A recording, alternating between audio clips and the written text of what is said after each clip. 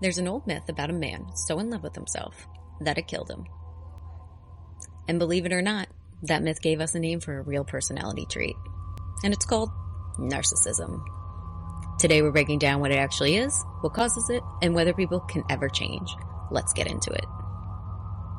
This story comes from ancient Greece. There was a man named Narcissus. He was incredibly handsome.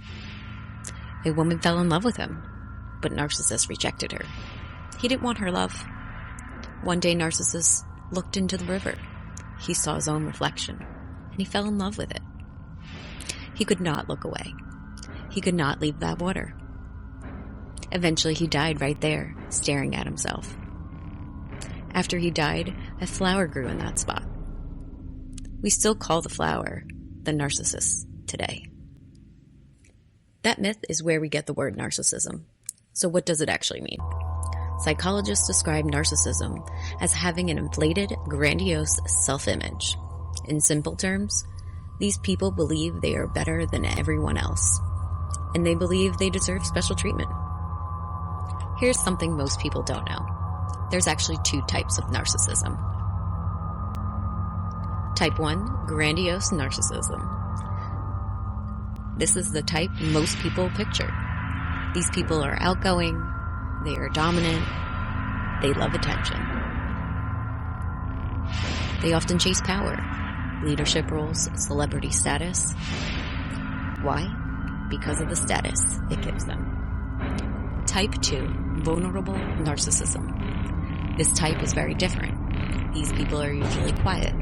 They seem reserved. But underneath, they still feel a strong sense of entitlement. And they are very easily threatened.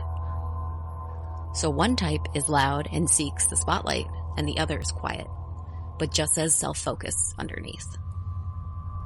How does this show up in real life?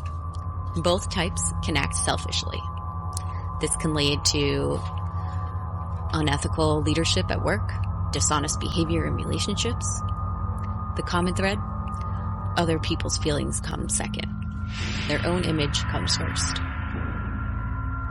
When does narcissism become a disorder? There's an important distinction. Having narcissistic traits is not the same as having a disorder. There is more extreme versions. It's called narcissistic personality disorder. We call it NPD for short. NPD affects 1 to 2% of the population, and it's mostly seen in men.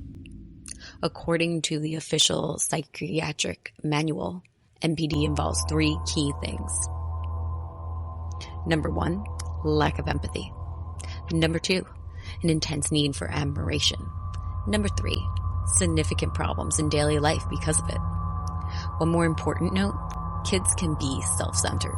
That's totally normal at a certain age. The diagnosis is only given to adults. Has narcissism increased over time?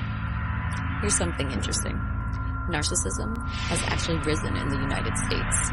This trend started back in the 1970s. What about social media?